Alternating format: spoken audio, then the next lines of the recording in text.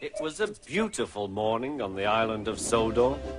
Thomas the Tank Engine's blue paint sparkled in the sunshine as he puffed happily along his branch line with Annie and Clarabelle.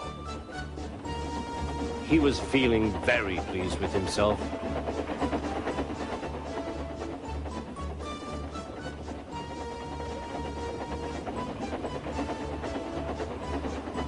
"Hello, Thomas," whistled Percy. "You look splendid." "Yes, indeed," boasted Thomas. "Blue is the only proper color for an engine." "Oh, I don't know. I like my brown paint," said Toby.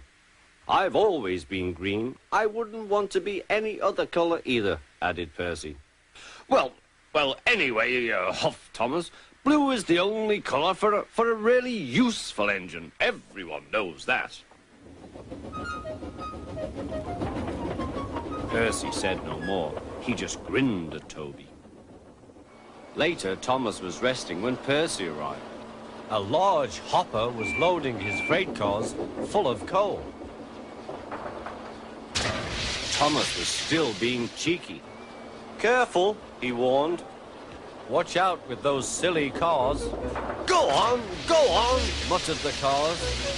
"And by the way," went on Thomas, "those buffers don't look very safe to me." The last load poured down.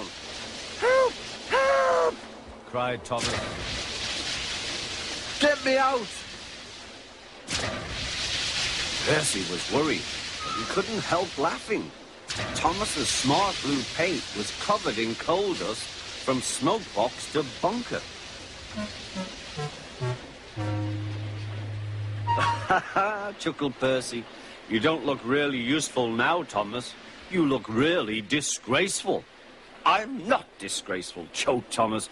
"You did that on purpose. Get me out."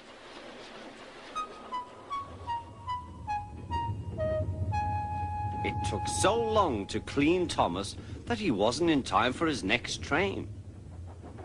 Toby had to take Annie and Clarabelle. "Poor Thomas," whispered Annie to Clarabelle. They were most upset.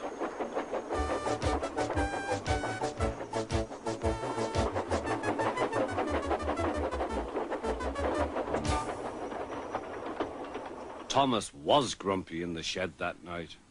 Toby thought it a great joke, but Percy was cross with Thomas for thinking he had made his paint dirty on purpose.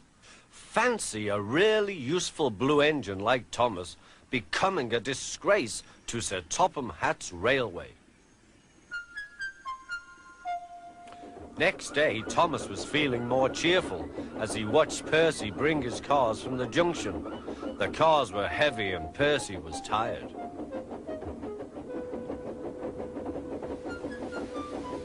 "Have a drink," said his driver, "then you'll feel better."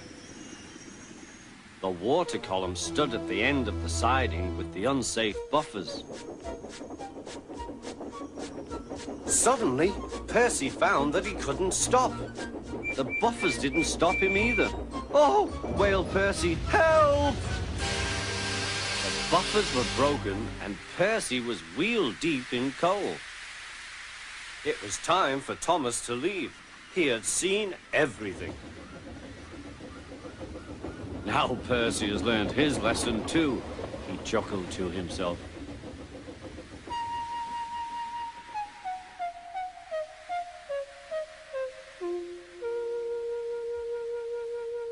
That night, the two engines made up their quarrel.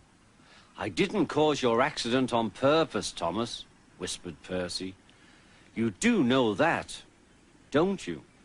"Of course," replied Thomas, "and I'm sorry I teased you. Your green paint looks splendid again, too.